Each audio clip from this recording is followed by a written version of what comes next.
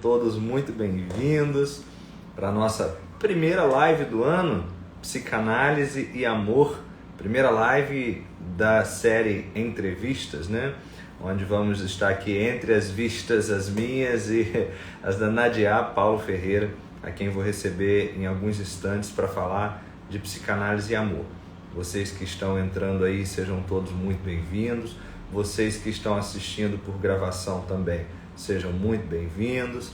É muito bom ter vocês aqui para começarmos aí um bom ano empolgados aí com os nossos trabalhos. Por falar nisso, eu vou aproveitar o tempo que a Nadia está se preparando aí para entrar, para dizer um pouquinho sobre aquilo que a gente vai ter agora logo no início do ano, né? Agora em fevereiro, na última semana de fevereiro, nós começaremos os nossos seminários, os seminários de formação continuada. A Sociedade Psicanalítica Online é uma escola de formação continuada e os seminários estão entre os nossos principais dispositivos para formação continuada. Então você que é estudante de psicanálise, que é um psicanalista em constante formação, né, venha conhecer um pouquinho dos nossos seminários. Nós temos um catálogo de seminários que você pode solicitar pelo WhatsApp.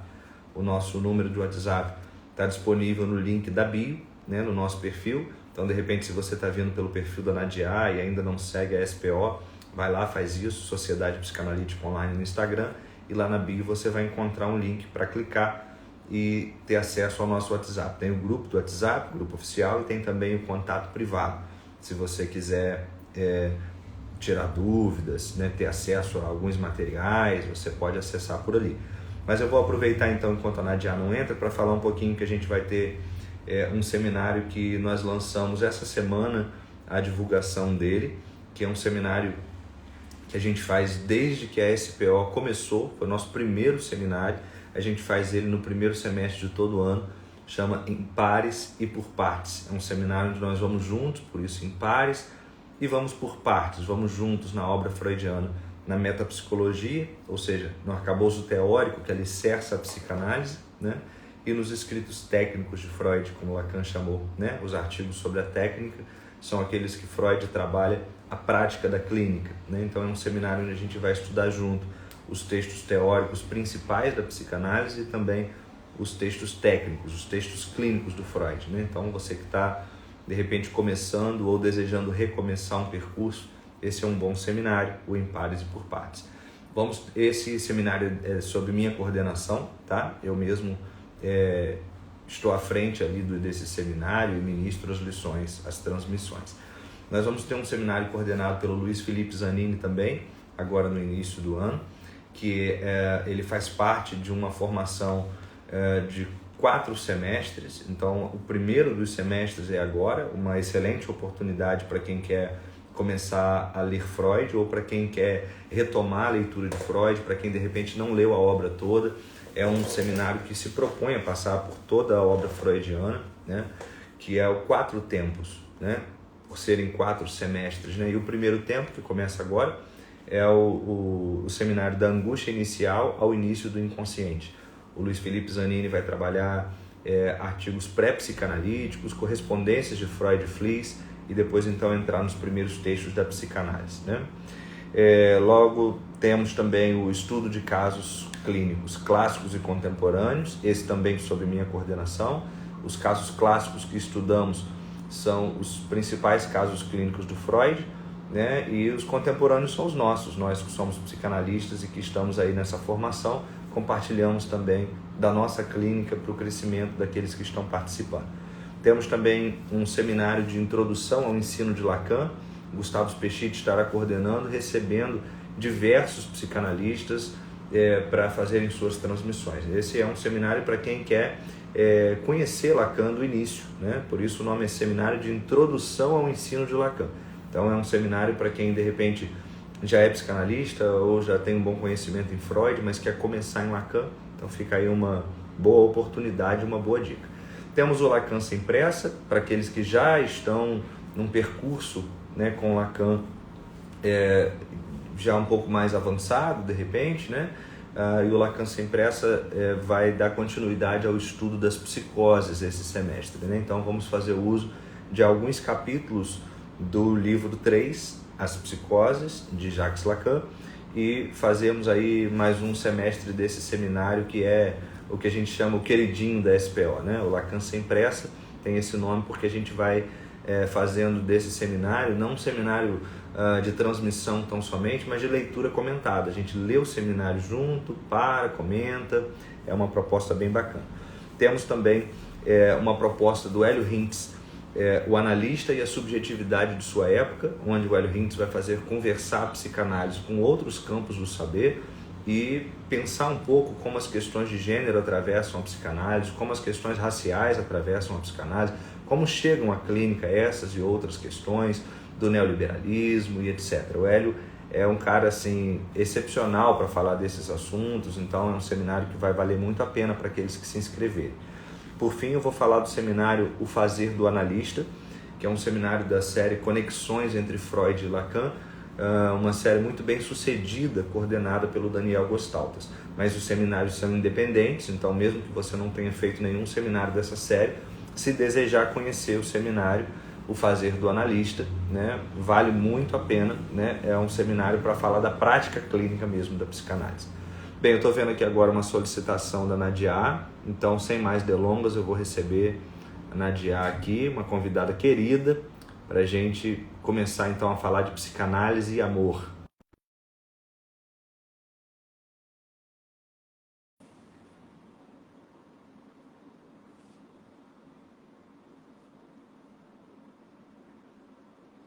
Então vamos começar com o Fernando Olá, Pessoa. boa noite. Pronto. Boa noite, tudo bem? Seja muito bem-vinda, tudo bem? E você, como está? Tudo tranquilo. Estou muito feliz de estar participando em uma quarta-feira com E você. eu também, de participar com você. Para quem é seguidor da SPO, vale dizer que a Nadia toda quarta-feira tem uma live pelo perfil dela, né? Sei que muita gente que está aqui está pelo perfil da SPO e fica a minha recomendação. Sigam o perfil da Nadia no Instagram, porque são conteúdos de excelência, de muita qualidade. Toda quarta-feira tem live boa e depois ficam os recortes para dar água na boca Esse de quem não participou. falou de quarta-feira não tem um tema. Tanto que o nome que a gente deu e a Ana demos, a live foi até a ideia. Você pergunta, eu respondo. Quer dizer, é em função do que as pessoas vão chegando e vão querendo saber, que se eu sei, eu respondo, se eu não sei, eu digo que eu não sei. Ótimo. Nadia, inclusive, vale a gente compartilhar com quem está nos assistindo, quem está chegando agora, que a ideia de hoje também, né, a live de hoje também surgiu a partir de uma pergunta, né? A gente teve, agora bem pouco tempo atrás, o primeiro congresso da Sociedade Psicanalítica Online. Tivemos a alegria de receber a Nadia para falar para a gente um pouquinho também sobre amor, né, mas no contexto clínico mesmo. E alguém enviou uma pergunta que a gente não deu conta de ver ali na hora, de fazer a pergunta na hora, né, para a Nadia responder. E aí eu mandei a pergunta para a Nadia depois, ela falou, vamos marcar uma live, vamos falar mais sobre isso, né, e tal. E eu vou trazer essa pergunta aqui para a gente começar, de repente, falando a partir dessa pergunta. O que você acha? E a pergunta é qual? Vou te lembrar, eu tenho ela aqui comigo, né? O colega enviou assim, ó, para amar, precisa estar numa posição faltosa? Há como amar sem esquecer a autonomia? E como isso chega para a clínica? Então vamos por partes aqui, né? Ele divide a pergunta, quer dizer, ele faz a pergunta em 3 partes e eu vou dividir para a gente conversar um pouquinho. Para amar, precisa estar numa posição faltosa? Olha só, a pergunta não foi bem formulada. Por quê? Porque o que o Lacan vai falar de nós falantes, né? Que o nosso psiquismo é construído por 3 estruturas: real, simbólico e imaginário, né? Então, assim, o simbólico tem tudo a ver com a estrutura da linguagem, né? Falamos. O imaginário, acho que é a imaginação de todos nós, né? Às vezes criativa, às vezes não. E o real. a coisa mais fácil de definir e talvez mais difícil de compreender é o conceito de real em Lacan, né? Porque ele vai dizer que a única coisa que se pode falar do real é que ele há, ou seja, que ele existe. Mas eu vou voltar um pouquinho atrás, porque embora o Lacan não seja um estruturalista, sem dúvida nenhuma, Lévi-Strauss e é todo responsável pela a presença do estruturalismo na, vamos dizer assim, na abordagem antropológica, né? E Saussure, que criou a linguística, né? Eles, de uma certa forma, né, deram conta de algo que existe na estrutura simbólica, né? Porque o que o Saussure queria saber, o que é língua, né? Porque a língua é que é a linguagem, né? E nesse momento ele é o criador dessa ciência da língua que é a linguística. Mas vamos dizer, o Lacan parte do pressuposto que o ser falante tem uma estrutura composta de três coisas. O simbólico, que é tudo que diz respeito à teoria do significante e à linguagem. O imaginário, que é tudo que diz respeito ao sentido, né? E o real. O real, ele vai dizer que, inicialmente, que ele só pode ser definido de uma forma, né? O que é o real? E aí diz o Lacan, deve-se responder, e o real há, e mais nada. Porque qualquer coisa que eu diga sobre o real, eu já não estou falando do real, mas eu estou falando a partir do simbólico, criando sentido, ou seja, o campo do imaginário, né? E me parece que inicialmente, no primeiro momento do ensino do Lacan, o que ele traz de novo, né, é falar que o inconsciente é estruturado como uma linguagem. Isso significa o quê? Que o inconsciente é estruturado pelo real, pelo simbólico e pelo imaginário, né? O real, eu gosto de dizer, brincando, que é a coisa mais fácil de explicar e mais difícil de entender, né? Porque o Lacan diz que quando você vai falar do real, você só pode dizer uma coisa, que é afirmar a existência dele. Então, ele há. Qualquer coisa que eu diga, né, já é o campo do sentido, o campo do imaginário, o campo do simbólico, né? Então, ele diz que a única forma do real comparecer, tanto no simbólico quanto no imaginário, no simbólico a partir de uma falta, e no imaginário a partir de um furo. Falta e furo são conceitos do início do ensino do Lacan. Então, vocês poderiam me perguntar, falta de quê? Diz o Lacan, falta de um significante, né? Quanto mais você fala, há sempre lugar para mais um. E isso é sem fim. E eu estava. Ah, e essa falta comparece no simbólico, diz o Lacan, pela falta de um significante. Aí vocês iam me perguntar, qual o significante que falta? Eu, segundo Lacan, eu poderia responder, não sei, né?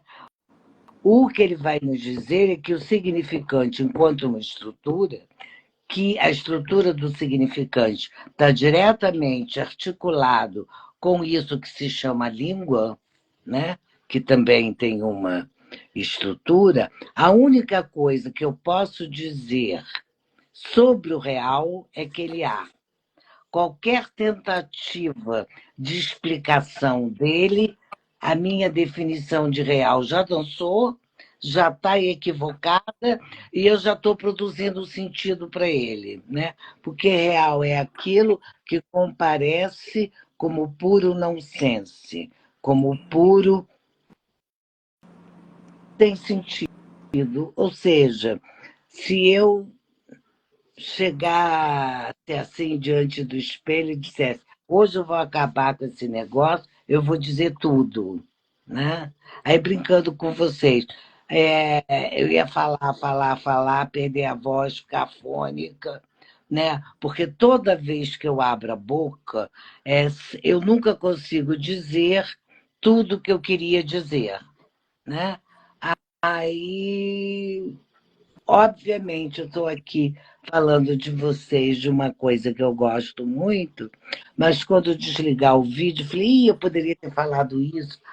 Quer dizer, sempre falta alguma coisa. Agora, olha só que coisa interessante, que quando Lacan falou isso, me chamou muita atenção. Ele disse, o real é, real, simbólico e imaginário constitui uma estrutura. O real é o mais difícil de definir, né?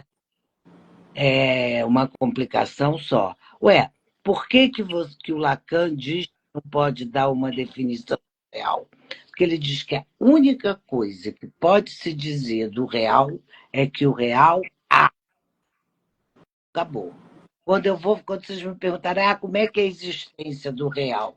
E eu vou ficar explicando, já é a minha imaginação sobre algo que eu não posso dizer nada. Ué, então se eu não posso dizer nada, como é que ele comparece para mim, falante? Com, me lembrando do Édipo, do seu destino, eu iria dizer o nosso destino como falante. Qual é o nosso destino como falante? Não conseguiremos nunca dizer tudo. Abriu a dizer alguma coisa, quando você para, eu gosto de dar exemplo de briga de namorado. Né? Quando a namorada, ele hoje vai ver, eu vou dizer tudo. Fala, pode falar 2 horas, ficar afônica. Botou a cabeça no travesseiro, faltou isso, faltou aquilo. E retorna e vai acontecer, e isso vai se repetir tudo, sempre, né? Essa sensação que eu disse o que queria, mas não consegui dizer tudo o que eu queria. Então, olha só, se o Lacan diz que o real é um conceito difícil da gente apreender, mas muito fácil de definir. Ele há. É, mas o que significa dizer ele há? Uma coisa que há comparece sempre, ou seja, está sempre aparecendo. Qual é a forma desse real estar sempre aparecendo para mim? Toda vez toda experiência que eu tenho que foi incompleta é o modo de eu esbarrar com o real, né? Então, por exemplo, eu vou dizer, hoje eu sei muito, não sei o quê, mas eu vou preparar um resumo, que eu vou dar uma aula perfeita, que não vai faltar nada, né? Aí acabou a aula, ai meu Deus, esqueci de dizer isso, esqueci de dizer aquilo, esqueci de fazer aquela articulação. Ai, e se eu ficar pedindo mais uma aula para dizer tudo, daqui a pouco os alunos vão embora te falando para a parede, né? Porque dizer tudo é verdadeiramente o impossível. E essa seria o exemplo que eu daria para vocês mais claro do que é o real, né? Porque como só pode se dizer que ele há, então é um conceito simples. Não é bem assim, que é difícil a gente dar conta desse haver, né? Porque toda vez que eu vou falar do haver do real, está sempre faltando um monte de coisa para elas serem ditas e que nunca conseguirão ser ditas, né? Então, o Lacan, pegando a leitura do Freud, Quem é que diz isso? Se eu não me engano, é Levi-Strauss. É, que não, há tanta gente que diz isso, esquece o Levi-Strauss, um monte de gente diz isso. E agora, para não dar o nome errado, assim, o que que é? Eu acho que o primeiro começou com Jacobson, né? Se não foi ele que descobriu, foi realmente ele que começou a escrever sobre isso. O que que há? Saussure se interessou pelo estudo da língua e descobriu que a língua tem uma estrutura. Então, ele criou uma série de conceitos para dar conta da explicação dele sobre o que ele descobriu, que é a estrutura de uma língua. Aí diz o Jacobson, Freud, eu falo isso até hoje, eu fico impressionada. Freud querendo mostrar que o inconsciente é estruturado como uma linguagem, ele criou uma série de conceitos para falar do funcionamento do inconsciente. E vem o Jacobson e diz que os dois, né, descobriram uma coisa inédita. Saussure descobriu a estrutura de uma língua e Freud descobriu a estrutura do ser falante, que vai aparecer no trabalho que o Jackson mais valoriza do Freud, é a interpretação dos sonhos. Gente, eu não posso. Eu tenho um livrinho muito antigo da época da faculdade. Gente, eu me formei em 69, né? Então, que era Linguística e Comunicação, escrita pelo Jacobson. E não era um conjunto de artigos. E tinha um artigo mais importante do Jacobson, que é citado por Lacan no início de seu ensino, né? Que ele diz que o inconsciente é estruturado como uma linguagem a partir de Jacobson.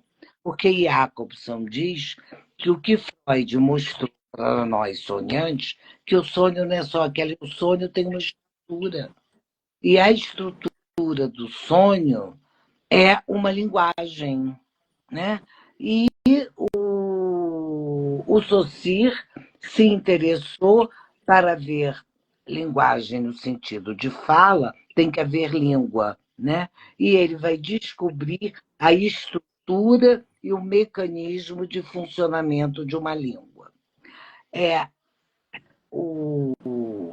Eu tive um parênteses, muita dificuldade de chegar a entender um pouquinho de Lacan, para falar um pouquinho dele, porque tem um monte de coisa que eu não sei, porque isso eu não sei, eu, por exemplo, falo com isso com todo mundo começa a rir. Né? Uma angústia de quando começa a se ler Lacan, que eu li e não entendia nada. Né? Eu falei, não é possível. Então, a primeira coisa que eu entendi do Lacan e que eu fiquei muito feliz foi quando ele fala disso. Quando Freud descobriu a estrutura do sonho, que nada mais é a estrutura da linguagem. E Saussure descobriu a estrutura da língua. Né? E aí Jacobson faz, inclusive, relações, né? Mostrando que, usando termos diferentes, os conceitos são os mesmos, ao nível da definição. E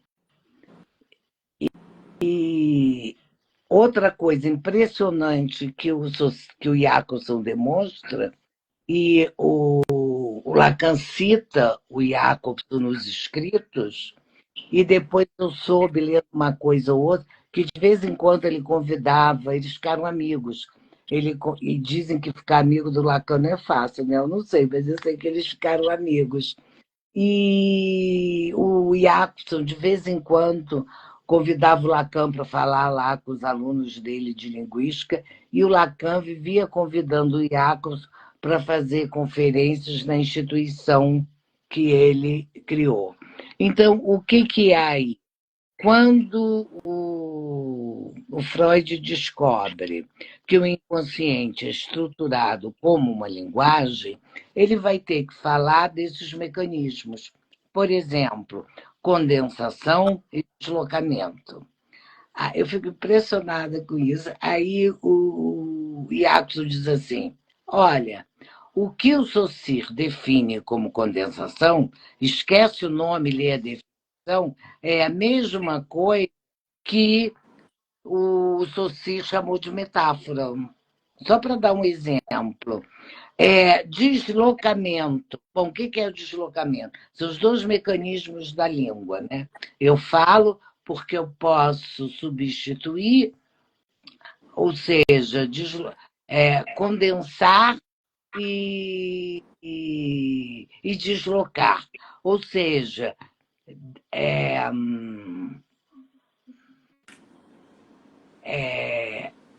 seria mais ou menos assim: eu posso selecionar elementos e depois.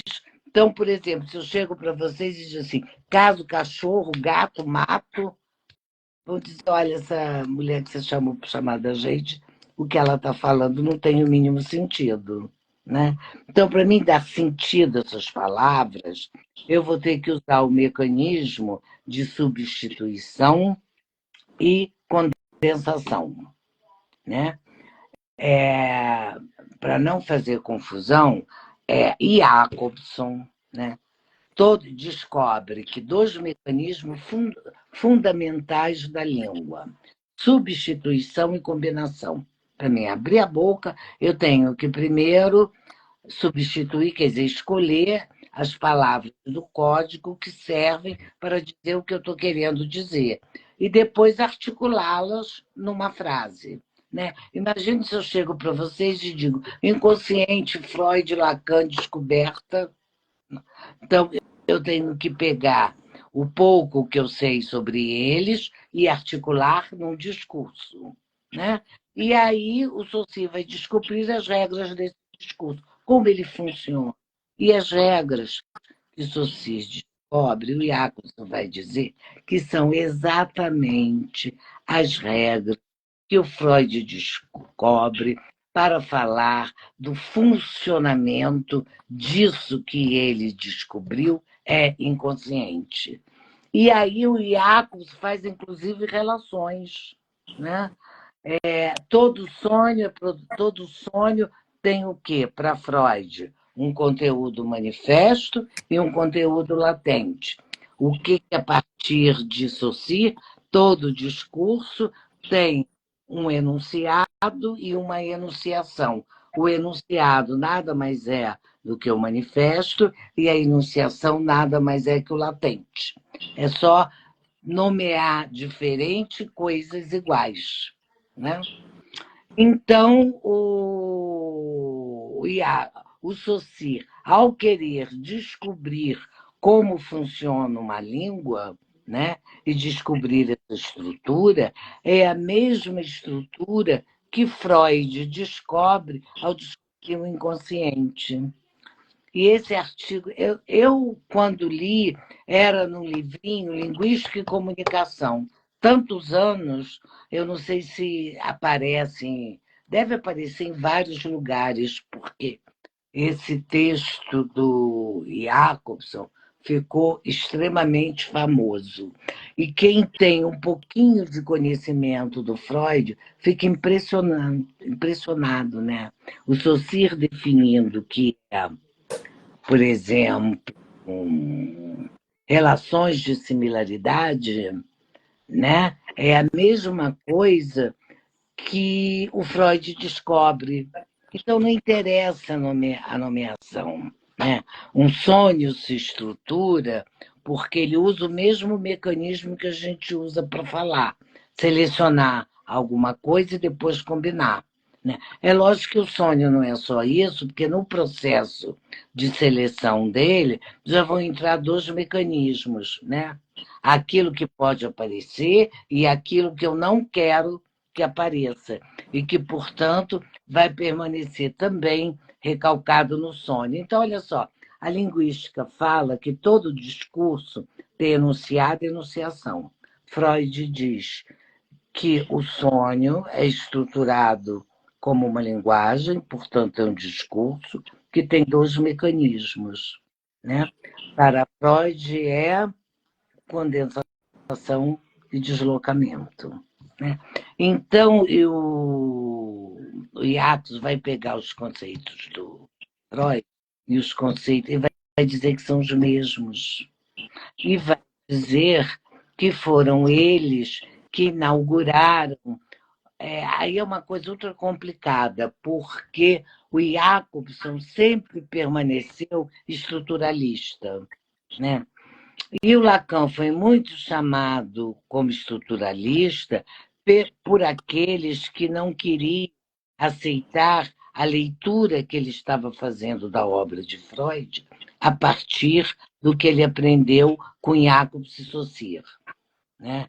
E dizem, eu não sei, mas é fofoca, né? Que o Lacan não citava muito pouco. Né? Ele dizia o pessoal, isso foi fulano que falou, mas ele não citava. Não é o caso de Jacobson. Né? E daí essa confusão de se é estrutural, se a teoria de Freud é estruturalista, foi considerado Lacan foi considerado de estruturalista. Vamos deixar essa confusão de lado, mas só que, sem dúvida nenhuma, e o estruturalismo não está só. Ele começa com as suas bases com Jacobson, mas também o grande teórico do estruturalismo se deu no campo da antropologia, Lévi-Strauss, né? E a análise que ele fazia dos mitos, usando o método dele. Então, o que a gente pode dizer é que talvez qualquer coisa vocês podem perguntar, a diferença que poderia haver entre o estruturalismo e Lacan, e já que eu falei disso, como eu nunca concordei, quer dizer, primeiro eu escutava, não abria a boca porque eu não entendia do que se tratava. Depois que eu comecei a ler, realmente o Lacan diz com todas as letras, mais tarde, que a análise não é um método do estruturalismo, é diferente. Mas, no início, vamos dizer assim, como interpretar um sonho, com todos os conceitos de Freud. Né? E os conceitos do Freud dão conta do quê? Do que é a linguagem. Freud descobre que sonho tem manifesto e latente. O estruturalismo é a mesma coisa. Enunciado e enunciação. Lévi-Strauss vai construir um modelo de trabalho sobre o enunciado para se chegar à enunciação. Então, de forma, eu sei que muito simples, mas já que eu toquei no assunto, e essas coisas que eu estou dizendo para vocês, quando eu comecei a descobrir, foi quando eu comecei a poder entender alguma coisa. Porque eu não lia nada de Lacan. Quando eu comecei com os textos que ele falava de linguística, eu não entendi o que ele falava de psicanálise. Aí eu fiz um grupo de estudos lá na UESC, que fez uma troca. Eu ensinava o Saussure e o Jacques, que conheciam bem, e eles um pouquinho da psicanálise. Mas quando Lacan, e porque tem teóricos franceses que dizem que a teoria do Lacan é estruturalista, tem outros que dizem que não. Eu acho também que não é. E aí, já que eu disse que não é, eu vou dar a minha explicação. Juntando, eu vou fazer uma síntese. Jacobs e Lévi-Strauss, o que é? Você tem o Lévi-Strauss tinha o quê? O mito, né? Como ele ia trabalhar esse mito. Eu vou dar o exemplo do Lévi-Strauss, mas tudo que é igual ao linguista, isso. O mito tem um discurso que conta uma história. Esse discurso vai ter duas faces, o que Freud chamava de manifesto e latente, e o que a linguística chama de enunciado e enunciação. Então, você precisa ter recursos para, a partir do enunciado, conseguir fazer montagens, relações para dar conta da enunciação. Só que o estruturalismo, para mim, e se eles mudaram aí, eu não sei, porque eu estou falando disso que eu aprendi na faculdade, eles acreditavam que havia, eu acho que ainda acreditam, que você, com ferramentas teóricas importantes para desmontar um enunciado, você chega à enunciação. E aí você dá conta dela como um todo.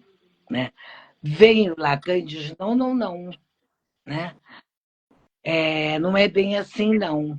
E aí ele diz, eu estou dizendo isso, mas eu estou repetindo Freud.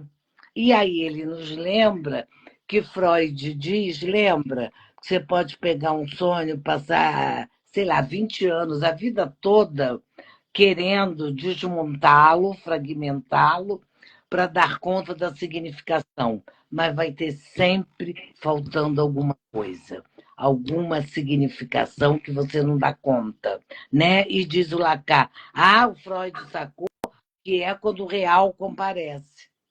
E o real, ao comparecer no latente, o real é o quê? É aquilo que é impossível.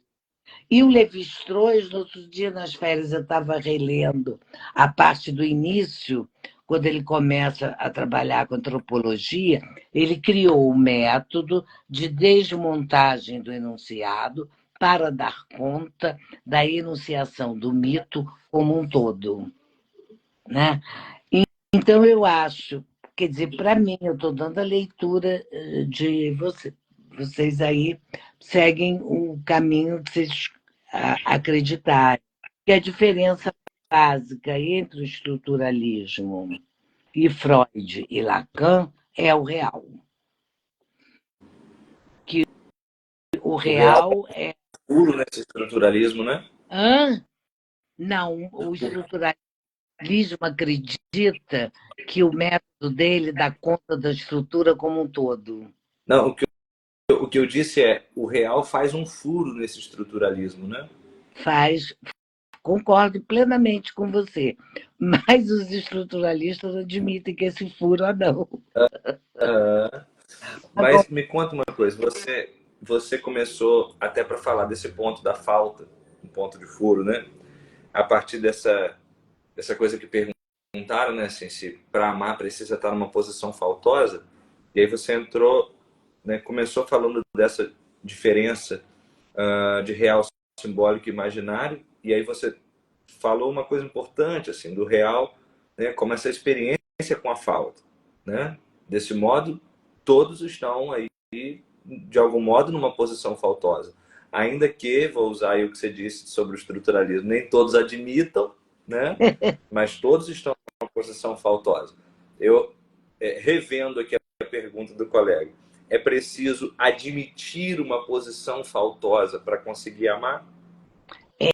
e agora que eu vou chegar, porque olha só, tudo isso é para dizer que o Lacan vai nos ensinar a partir de ler Freud, que realmente é, tem um sonho. Você tem o manifesto latente e você tem todo um recurso de leitura para ver o que está disfarçado enquanto desejo, mas que é impossível de dar conta e de interpretar um sonho por inteiro que o real comparece nele. E como o real comparece no sonho, como aquilo que não tem sentido, como aquilo que não permite articulação. Como se desse um basta, a partir daqui você não pode interpretar. Então, primeiro, para Lacan, o que, que é. Olha, para o Lacan, o que, que é uma estrutura? Para o estruturalismo, uma estrutura é simbólico e imaginário. Para o Lacan, é simbólico, imaginário e o real. Ah, o que, que é esse real? Aí é redundância, é aquilo que eu não posso dizer nada. Ué, como é que eu não posso dizer nada? É um conceito. Bem, como conceito, eu só posso defini-lo assim. A única forma do real comparecer, o que isso eu aprendi com Lacan, são duas. Né? Então, eu vou repetir. Quais as duas formas do real comparecer para a gente? Né? Que formas são essas? O real só pode comparecer para a gente como impossível. Qualquer coisa que eu diga do real, eu já estou dando um sentido a ele. Se ele não tem sentido nenhum, ele está ligado ao impossível. Aí eu posso dar exemplos didáticos de impossível. Por exemplo, hoje eu vou dar uma aula para vocês, que eu vou falar tudo, que eu vou explicar tudo sobre Freud, Lacan e Saussure. Vocês vão embora, eu continuo, até que eu vou cair de fome, cansaço, sem voz, e depois que me levantarem, eu vou dizer, ai meu Deus, mas esqueci tanta coisa. Né? Quer dizer, toda vez que você vai fazer qualquer coisa, dá uma aula, por melhor que tenha sido, olha, eu fiz um esquema, eu completei o esquema, mas eu posso ter completado o esquema que eu fiz para se tornar mais didática. Mas, quando eu pensar na aula que eu dei para vocês, eu vou dizer, ai meu Deus, mas faltou isso, mas faltou aquilo, faltou aquilo outro. Então você vem dar mais uma aula. Mas essa é uma aula que eu vou dar, eu vou falar do que faltou, e quando eu falei do que faltou, aparece o que eu não disse. Ou porque faltou, porque eu não sei, mas, ou seja, é impossível dizer tudo. Nós, falantes, só podemos falar pela metade. Então, a grande importância do Lacan no momento em que ele nasceu é acrescentar ao conceito de estrutura do estruturalismo o real. Né? Então, vocês criaram um método, o método é ótimo, mas não dar conta do real. Então, por exemplo, um sonho. Né? Deixa eu Aí, só fazer um parêntese aqui. Deixa eu só fazer um parêntese que me à enviaram vontade. algumas perguntas. Eu até anotei aqui para te fazer, mas eu vou antecipar uma para você complementar nessa explicação. Uma pessoa chamada Rodrigo Greca mandou assim: como que identificamos o real na clínica? Olha, posso ser sincera, o real você não identifica na clínica, porque não identifica assim, você não pode falar que isso é o real do paciente, entendeu? Porque o real para nós falantes é aquilo que nós não temos acesso. Eu estudo sobre tudo, eu sei como funciona a estrutura do sonho, eu sei quais são os mecanismos de defesa, eu entendo disso tudo, mas entender o funcionamento do inconsciente, entendendo toda a sua estrutura, fechou, agora eu sei de tudo, é impossível. Né? Quando quando as palavras se esgotam, na tentativa de uma definição, de uma explicação, quando o silêncio aparece, nada mais brota dali, não seria uma cena do real? Sim, sim. Eu gosto de dar um exemplo mais banal. Sabe aquela briga de namorado? Né? E geralmente quem fica assim possesso são as mulheres. Né? Então, digo, ele vai ver quando ele chegar, vou dizer tudo, vou dizer isso, aquilo. Aí o cara chega, se separa, ela bota a cabeça na cama. Meu Deus, faltou isso, faltou. Não, isso não é importante, mas faltou aquilo. Quer dizer, eu abri a boca para falar, está sempre faltando alguma coisa. O que eu quis até agora trazer é o seguinte: a estrutura, porque foi uma pergunta inicial que foi feita sobre a falta. Para o Lacan, não existe ser do falante. O falante tem uma estrutura. E essa estrutura é constituída por simbólico, real e imaginário. Lacan, antes de Lacan, Freud deu conta da estrutura do inconsciente, né? Então, você pode dar conta do funcionamento do inconsciente, como ele funciona, como as coisas funcionam para o falante. Mas o real, você não pode dizer nada. O real é aquilo que, quando te invade, quando você é tomado por ele, é o real. Eu vou dar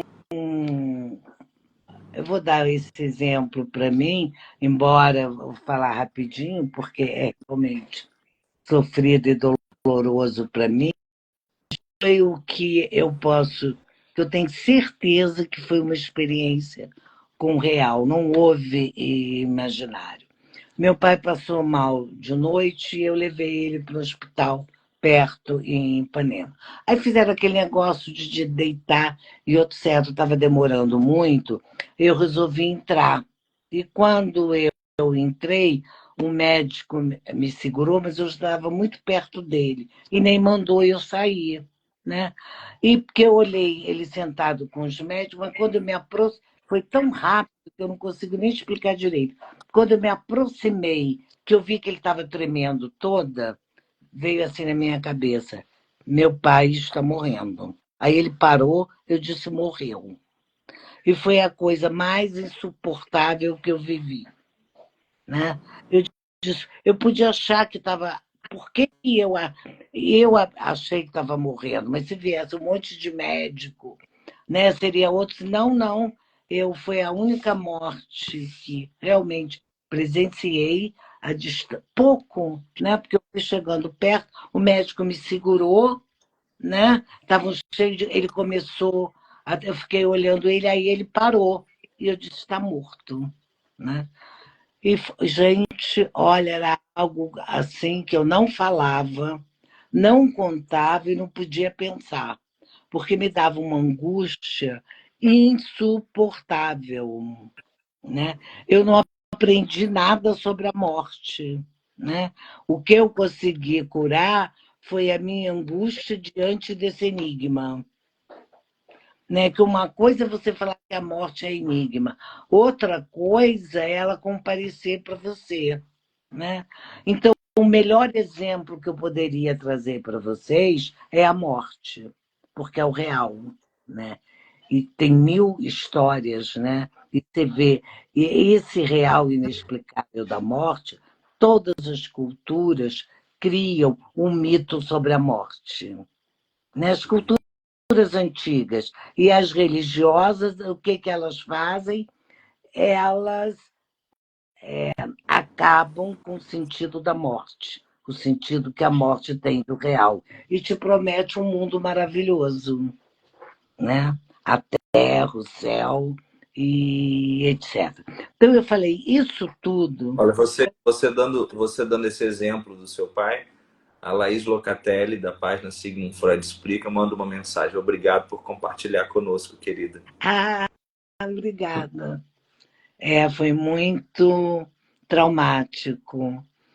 E algo assim que, poxa, meu pai já morreu tem mais de 30 anos. Gente, muito mais. 50. Não esquece, tem muitos anos. E só agora eu posso falar isso, né? E falar do que eu senti, né? Então, olha só, tudo isso para explicar para vocês que o Lacan traz um conceito extremamente importante, que é o real. Se o real, eu não posso dizer. Por que o Lacan diz que eu não posso dizer nada sobre ele? Porque quando eu começo a falar sobre ele, eu já dou um sentido. E esse sentido não corresponde ao sentido do real. Porque vai aparecer uma coisa da mesma forma que aquele sentido que eu dei não bastou. E eu crio mais um, e eu crio mais um.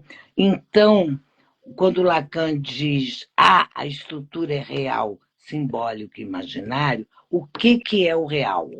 Né? Agora eu vou tomar o início da minha fala. A coisa mais fácil de explicar e mais difícil de compreender. Que o Lacan diz só pode se dar uma definição do real. Ele há, o haver real. E como ele há, ele comparece. Né? Ele comparece de que forma? Traumática e sempre, sempre, sempre, sempre sobre a forma de falta. Né? Então, por isso que o Lacan vai dizer que é proibido a todo ser humano viver uma experiência de completude em qualquer nível que seja. Por melhor que tenha sido, divino, maravilhoso, faltou um pouquinho. E por faltou um pouquinho, você repete, e repete, e repete. Então, olha só, quando Lacan fala que a estrutura do ser falante é composta de real, simbólico, imaginário, e a única forma do real comparecer é sobre falta, é sobre a forma de falta, né? Ele vai até recorrer aos mitos para explicar isso. E agora tem uma outra pergunta sobre o amor que eu queria articular agora, quase no final. Como é que a estrutura do ser falante, qual é a estrutura do ser falante? É simbólico, né? A estrutura da linguagem, o imaginário, os sentidos, os valores, tudo que tem sentido está no campo do imaginário. E o real, que é impossível de explicar. Ele, quando ele comparece, é sempre traumático. Por isso que eu dei esse exemplo. Porque. E agora que eu já falo dele bem, né? Ah, ó, meu pai, quando morreu, meu filho tinha 2 anos, né? Para ver quanto tempo. Meu filho vai fazer 41. Então tem quase, não tem nada de 30, 40, tem muitos anos. E só agora aliás, hoje com vocês, é a primeira vez que eu dou esse exemplo, que eu queria explicar direito que é o diante do real, eu fico petrificada. Entendeu? Acabou. Aí eu começo a falar, eu começo a dar sentido. Aí mas como é que nós, falantes, já que a estrutura nossa é real, simbólica e imaginária, lidamos com esse real? Aí vem o Lacan. Nós lidamos com esse real sobre a forma de falta. O preço que se paga para ser falante é que não há nenhuma experiência de completude. Há sempre falta. Por melhor que tenha sido, por mais maravilhoso, faltou um pouquinho. E quando eu vou repetir, já foi diferente daquele, compensou o que faltava, mas faltou outra coisinha. E isso não tem fim. Né? Então, aí eu gosto muito dos mitos. Né? É justamente, mas eu vou falar, o próprio Lacan diz isso muitas vezes, é porque ao real, esse impossível de ser dito, que o homem inventou o amor. Né?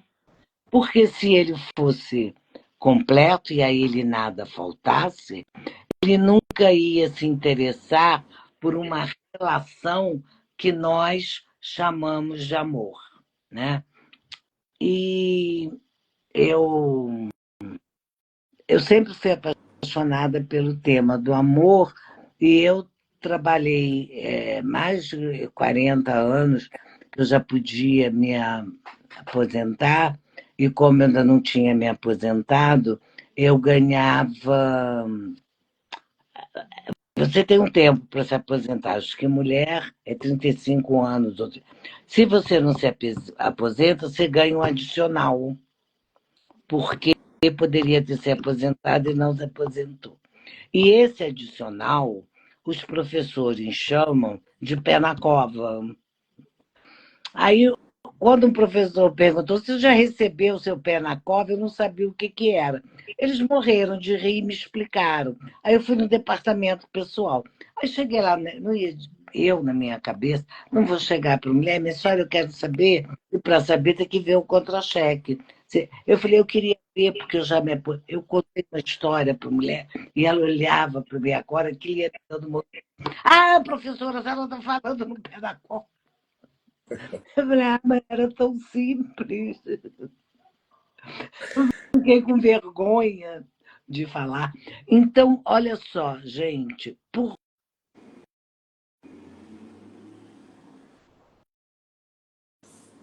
Travou um pouquinho aqui para mim, para vocês que estão assistindo também, deixem um comentário. Pode ser que tenha sido a minha internet. Ah, tá. Eu termino com o tempo. Desculpe, mas eu achei que isso ia ser melhor. Por que, que o homem inventou o amor? Não, Porque é o real. Nadia, só volta um pouquinho que você falou, porque travou um pouquinho aqui para mim. Aí eu não Ah, sei se foi a minha conexão ou a sua. olha, por que, que o homem, o amor foi uma invenção do homem e das mais antigas. Eu trouxe, não deu tempo, mas o banquete de Platão que fala sobre o amor, muito mais antigo, e tem aqui uma série de homens dizendo o que, que eles entendem, o que é o amor. Né? Diz o Lacan, o homem, todos nós portamos nossa subjetividade uma falta. Mas o Lacan diz essa falta é como se fosse um furo, um rombo na subjetividade que vai se construir, isso que se chama personalidade, etc. E esse furo nunca pode ser fechado e nunca pode ser dado significado. Quanto mais significado eu dou, mais eu esbarro com esse furo. Né? E tudo isso para dizer para vocês que é justamente porque a falta faz parte da nossa estrutura que o homem inventou o amor. Né? Era Que isso lindo isso. que eu queria passar para vocês e acho que agora deu para entender. Né? Que lindo isso. Muito obrigado, viu? Nada. Pela partilha, por você trazer assim e dizer que está trazendo pela primeira vez esse depoimento dessa sua experiência com o real, como você enxerga. É, Muito, muito bacana você trazer. Acho que abriu muito, né? Uma pessoa chegou a escrever aqui que precisa de exemplo prático sobre os conceitos psicanalíticos e a sua experiência com o real fez ficar mais claro, né? Então, isso é bem legal. E eu mas fiquei olha, pensando assim, deve ser, desculpe eu te interromper, porque pela forma pela qual você me recebeu, tão acolhedora, porque agora que você está falando isso, primeira vez que eu dou esse exemplo em público, e que saiu de legal. repente, porque eu falei, porque é difícil, explica que é o real, e o pessoal acha que o real é difícil de ser entendido. Não, real é aquilo impossível de ser falado. Né? Então, quando o pessoal falou de falta, nós amamos, e o amor cria tanto problema para a gente, porque nós temos uma estrutura de falta, Sim, perfeito. faltosa. Você respondeu também essa questão de como o real chega na clínica, né? E assim, é nesse silêncio, como eu disse, é nessa angústia também, né? A gente pode ver indícios do Você real, falou, para né? como angústia. Uhum. Uhum. Né? Acho que são modos de perceber ali indícios do real, né? O silêncio, a angústia. Mas eu ia dizendo antes, eu fiquei pensando assim, a partir da sua fala, Na colocação do Lacan, quando ele diz amar é dar o que não se tem a alguém que não quer, porque amar é dar a falta, né? Assim, quando a E gente... alguém que não quer, desculpa, repete a frase do Lacan, que é linda. Não, que eu Oi? não guardei de cor, você que falou. Ah, tá. Amar, É porque travou um pouquinho. Amar é dar o que não se tem a alguém que não quer, né? E aí, assim, alguém que não quer, porque é impossível receber. e porque esse alguém também está querendo ser preenchido, né? Não quer a falta do outro, né? Quando a gente fala que amar é dar o que não tem, amar é dar a falta, né? Eu vou dar minha falta para o outro preencher, mas o outro também não quer falta, o outro quer Por completude, né? isso Assim, que a os paixão dois querendo esse não possível. concorda. Desculpa Oi? interromper. Mas quando você falou isso, eu digo por isso que a paixão é o inferno, porque o que ela demanda é impossível de ser dado porque não há. Exato, exato. E assim, aí fico pensando, né? Amar é dar o que não se tem, quer dizer, é preciso admitir ser faltoso para conseguir amar e entregar ao outro essa falta com algum tipo de expectativa de tamponamento, uma expectativa ilusória, imaginária, é verdade, né? Mas isso faz uma questão assim para mim, né?